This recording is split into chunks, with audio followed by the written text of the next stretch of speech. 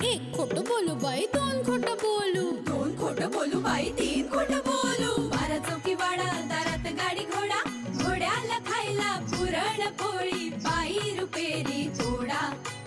आडबाई आडोनी आडाचं पाणी काढोनी, कळशी भरते सोन्याची सून थोरा मोठ्याची. असं सासर नको ग बाई, नाव नुसतं मोठं, नाव नुसतं मोठं, ज्याचं लक्षण बारी खोट. पैलमा गणेश देवा, माझा खेळ मांडला, करीन तुझी सेवा, करीन तुझी सेवा, मला हवा करतार, चंद्रपोळी चौकडीत माझा संसार. 3 दगडांची चूल फुंकले निखारे, मुठभर जोंधळात सुख माझे सारे. नांदा सौख्य भरे, नांदा सौख्य भरे, नांदा सौख्य भरे, नांदा सौख्य भरे. लाच घेतल्याच्या आरोपावरून त्यांना ऑफिसने सस्पेंड केलंय. नाही, माझा विश्वासच बसत नाहीये. काहीतरी चुकलंय. बाबा असं करणं शक्यच नाही. माझे बाबा ते मी ओळखते ना त्यांना. काहीतरी चुकलंय. खरंच बाबा असं करणं शक्यच नाही. हो स्वानंदी, त्यांना अडकवलंय कोणी, त्याचं करणार नाही यावर माझाही विश्वास आहे. आणि फक्त आपलंच म्हणणं नाहीये, त्यांच्या डिपार्टमेंटचं पण तेच म्हणणं आहे, साहेबांचं पण तेच म्हणणं आहे. त्यांच्या डिपार्टमेंट मधला सगळ्यात प्रामाणिक माणूस असं वागू शकत नाही, साहेबांचं म्हणणं आहे. इव्हन बाबांच्या कलिजला पण तेच वाटतंय. हे बघ, ते ह्यातून नक्की बाहेर पडत. त्यांना फसवलंय का, त्याच्या डब्यात पैसे मिळाले, अडकवलंय त्यांना कोणीतरी प्लॅन करून. पण तू काळजी करू नकोस, ते यातून बाहेर पडतील ना. तू खचून जाऊ नकोस बाळा. तुला कळते का मी काय म्हणते?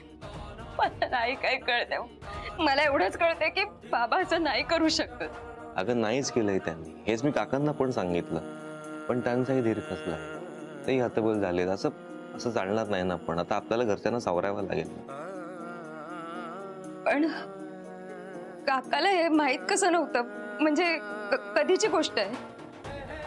रविवारची, ज्या दिवशी बाबा धाड घालायला गेले ना, त्या दिवशीची. मग गेले 4-5 दिवस होऊन गेले. म्हणजे बाबांनी घरात कुणालाच सांगितलं नाहीये. सगळे एकटेच सहन करतायत. सहन करत असतील घाणेरडा आरोप. नको ना रडूस तू, प्लीज शांत राहा, तुला त्रास होईल नाही तर. तसं नाही, मी घरी गेले तेव्हा मला कुणी काहीच सांगितलं नाही. म्हणजे घरात कुणाला काहीच माहित नाही. आणि खूप उशीर झाला होता तरी बाबा घरी परत आले नव्हते. नाही पण आजीला आणि आईला मला काहीतरी सांगायचं होतं. हे नक्कीच नसेल, कारण बाबांनी घरी कुणालाही नाही सांगितलेलं आहे. मग आता तुम्ही गेला होता तेव्हा बाबा कुठे होते? त्यांची डिपार्टमेंटल इन्क्वायरी सुरू आहे आणि ती सुरू असेपर्यंत त्यांना ऑफिस अटेंड करण्याची परवानगी नाही. पण मी काल घरी गेले होते तेव्हा तर मला सांगितलं की बाबा ऑफिस. मग कुठे गेले असतील बाबा? म्हणजे घरात कुणाला कळू नये म्हणून दिवसभर असेच कुठेतरी. काय वेळ आली आहे बाबांवर. माझा विश्वासच बसत नाही. बाबा असं करूच शकत नाही. बाबा असं नाही करू शकत. बाबा नाहीच करणार आहे असं. तू शांत हो, शांत शांत.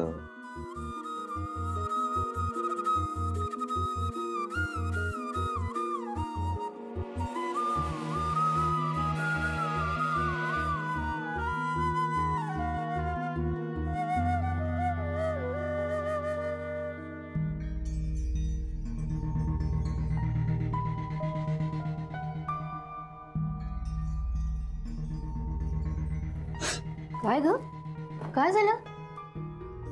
मी आलेच. स्वानंदी, स्वानंदी, स्वानंदी, अगं ये. इंद्रनील, काय झालं? भांडलात का तुम्ही दोघं बरं? हा नक्की काहीतरी बोलला असणार तिला, त्याशिवाय का रडत गेली ती? एक वाईट बातमी आहे. तब्येती ठीक आहेत ना सगळ्यांच्या? आजी का? काय? स्वानंदीच्या बाबांना. त्या त्यांना काय झालं? तिच्या बाबांना लाच घेताना पण ते असं नाही करणार, म्हणजे त्यांना कोणतरी अडकवलं याच्यात. काय काय झालंय ते सांग ना नेमकं. बाबांना सस्पेंड केलं, त्यांची इन्क्वायरी सुरू आहे, ऑफिशियल इन्क्वायरी. बापरे, काहीतरी बोलतच झालं. वसंतरावने लाच? नाही शक्य नाही रे, शक्यच नाही काही हे असं. तेच ना, पण इन्क्वायरीत जर ते दोषी आढळले तर त्यांची नोकरी जाईल. ते सगळं पुढचं पुढे बघू. तू आत्ताच स्वानंदीकडे जा. आत्ता तिला तुझ्या आधाराची सगळ्यात जास्त गरज आहे. बिचारी काय वाटलं असेल तिला सगळं ऐकून. जा जा, आधी जा तू. अरे जा बघ, कुठे खाली गेले, गच्चीत गेले, जा आण जा तिला, जा. हो, फक्त तुम्ही हे कुठेच बोलू नका, कारण तिच्या घरी पण माहिती नाहीये. नाही सांगत, तू जा जा, आधी जा.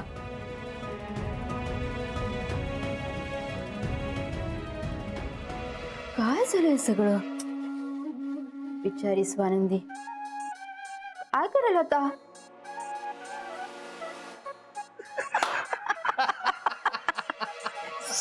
हसू नका, दिवे लागण्याची वेळ झाली, अंधार झालाय. देशपांड्यांच्या घरात अंधार असेल तरी आपल्या घरात लक्ष्मी येणार आहे. दिवे लावा आधी.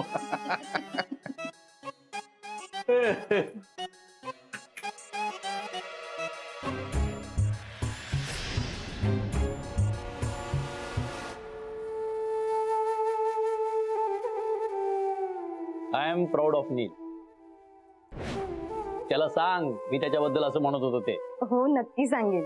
म्हणजे त्या निमित्तानं तुम्हा दोघांना भेटता येईल. काय बाबा, पिठी साखर आणि बाकीचं साहित्य मिसळल्यावर पीठ कसं अगदी मिळवून घ्यायचं असतं, तेव्हा लाडू हलके होतात. मग ते खाल्ल्यानंतर माणूसही हलका होतो. हा? हे बघ, लाईट म्हणजे हलके, हलके वळायचे लाडू म्हणून लाईट मूड. भाषा चांगली असण्यात काही वाईट नाहीये, आणि ज्या भाषेत आपण व्यक्त होतो ना ती चांगलीच असायला पाहिजे. बघितलंस ना अंजली, म्हणजे इकडं आम्ही आबोला धरलाय म्हणून तू रडतीयस, आणि इकडे संपीनं आगाऊपणा केला. स्वतःची चूक असून सुद्धा स्वानंदीवर ढकललंय. डिपार्टमेंटल इन्क्वायरी सुरू आहे, आणि ती सुरू असेपर्यंत त्यांना ऑफिस अटेंड करण्याची परवानगी नाही आहे.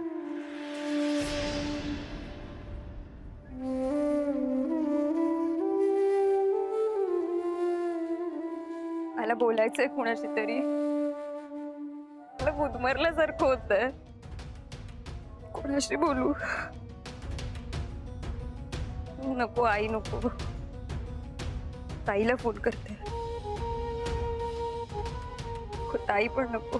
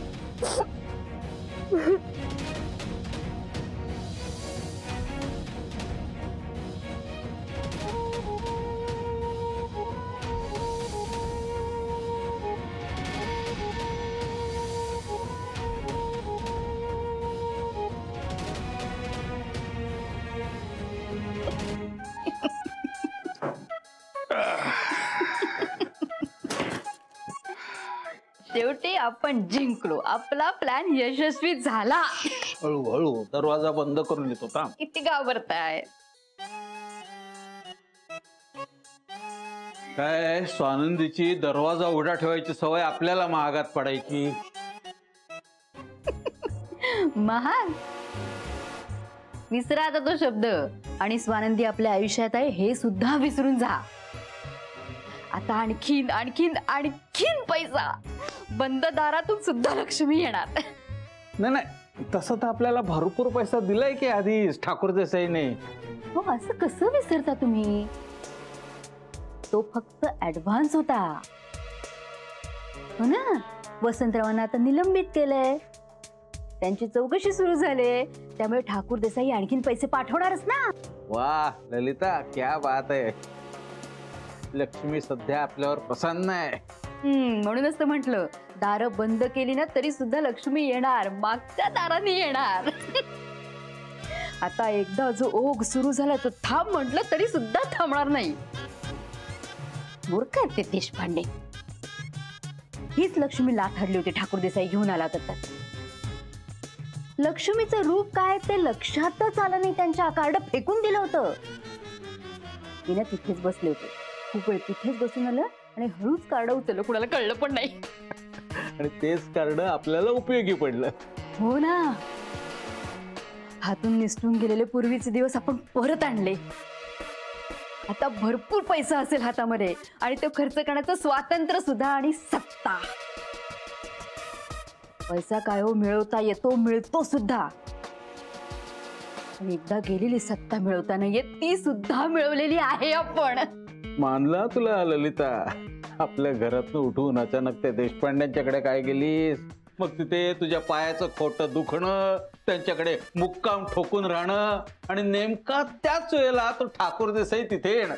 ते कार्ड मी उचलून घेतलं ना तेव्हाच माझ्या लक्षात आलं होतं, खमंग फोडणीचा मसाला हातात लागलेला आहे.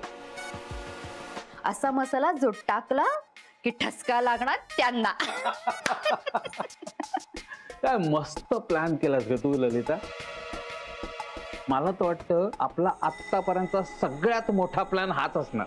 नाही नाही, त्यापेक्षा मोठे मोठे प्लॅन्स केलेत आपण, पण हा प्लॅन ऐकताना जास्त मजा आली, कारण तो कठीण होता. आणि या प्लॅन मध्ये आपल्या व्यतिरिक्त ती संपदा पण होती. हो ना, म्हणजे ज्याला नेस्तनाबूत करायचं त्याच्याच मुलीला हाताशी धरून प्लॅन आखला आपण. आणि स्वानंदी पण त्यांचीच मुलगी, तिचंच नाक ठेचायचं होतं मला. पण आता जास्त सावध राहायला हवं. आता कशाला सावधली पिवत. असा वेडेपणा करू नका. पूर्वी आपण प्लॅन करायचो ना तेव्हा कुणाला माहित नसायचं. निलिमा निरंजन सुद्धा घाबरून असायचे माझ्या समोर. स्वानंदीला पण खरं काय ते माहित नव्हतं, त्यामुळे सगळ्या गोष्टी खूप सोप्या होत्या. आता सगळ्यांच्या नजरा रोखलेल्या असतात आपल्यावर.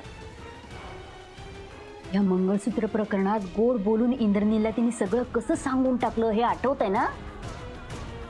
भयंकर जहरी मुलगी आहे ती. म्हणजे आता आपल्याला आपलं काम बेमालूमपणे साधून घ्यावं लागेल. अर्थात त्याच्यात सुद्धा थ्रिल आहे म्हणा, करार. आज आपण देशपांड्यांच्या घराचा नियमच बदलून टाकला. पैशाने संस्काराचा सहज पराभव करता येतो हे सिद्ध केलं.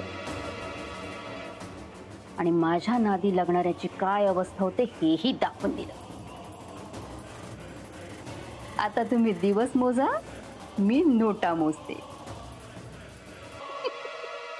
तुम्ही देवाला साकडं घाला आणि मी शॉपिंग करते.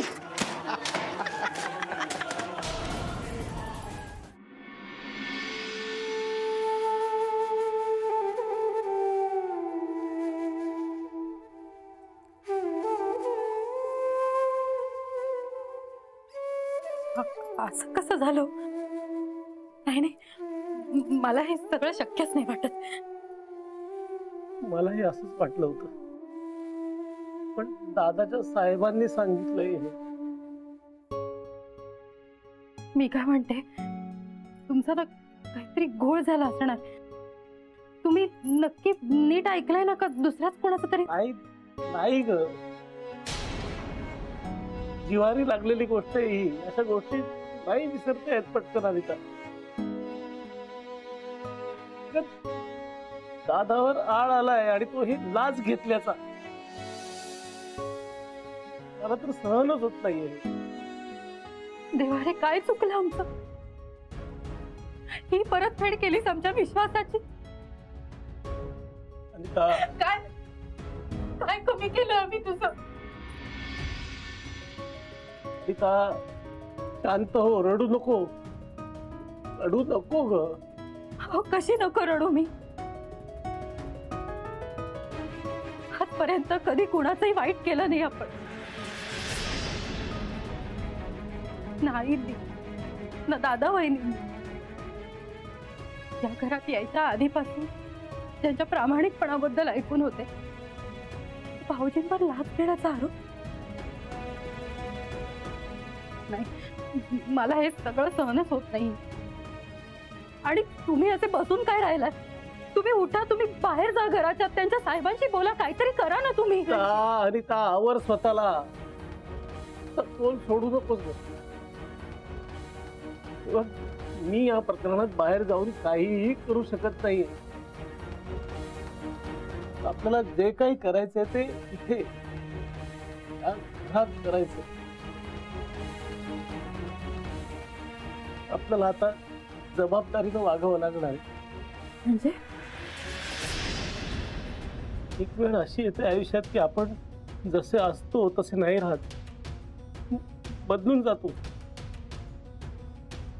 परिस्थिती बदलते आपल्याला.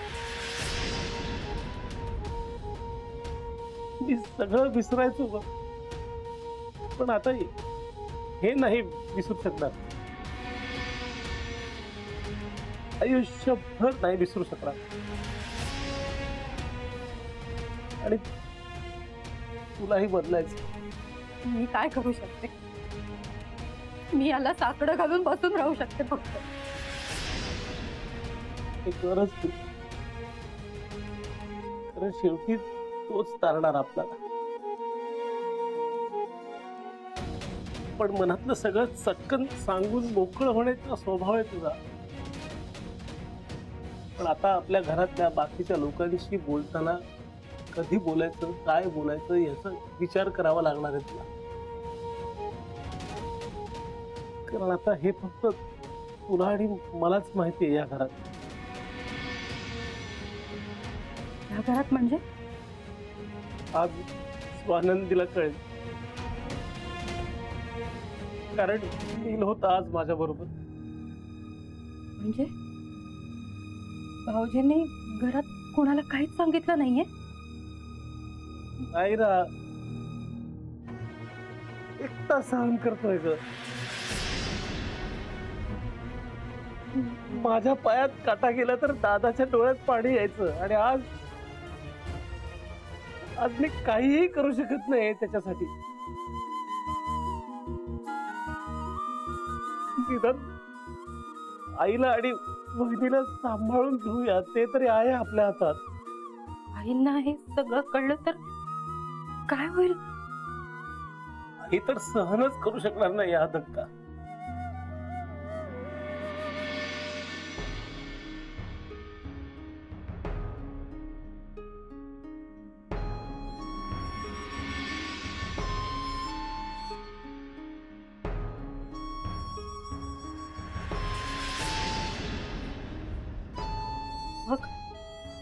मग वहिनींना सांगूया? ती तर आणखीच हळवी. फार त्रास होईल तिला. तिला नको कळू देऊ.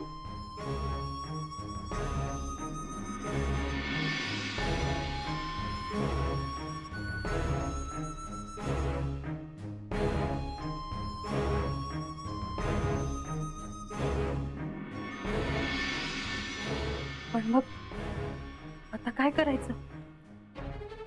कधीतरी अशी वेळ येते अनिता की धाकट्यांना मोठं व्हावं लागतं. ती वेळ.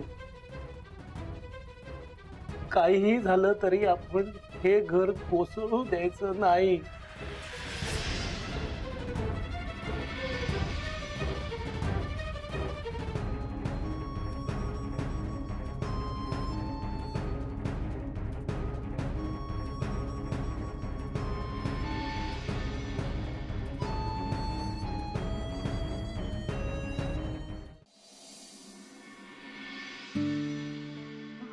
अगं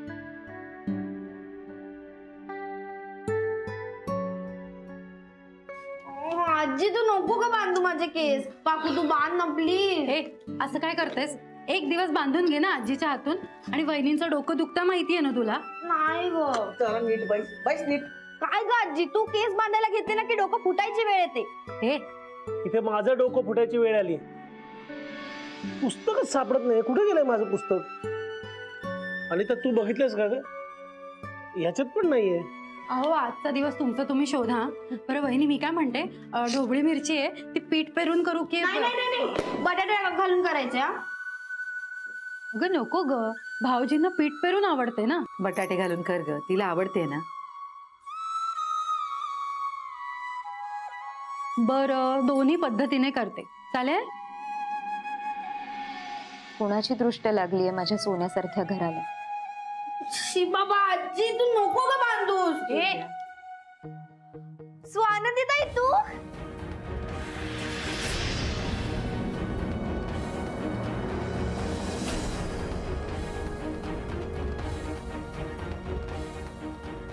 अहो स्वानंदी आली आहे.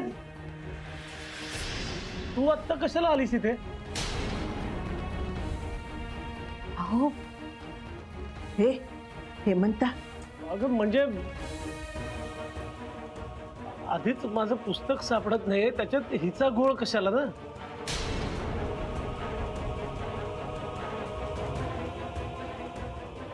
अरे मी फक्त आई आणि आजीला सगळं सांग. नाही नाही, काहीही सांगण्याची गरज नाहीये आई आणि आजीला.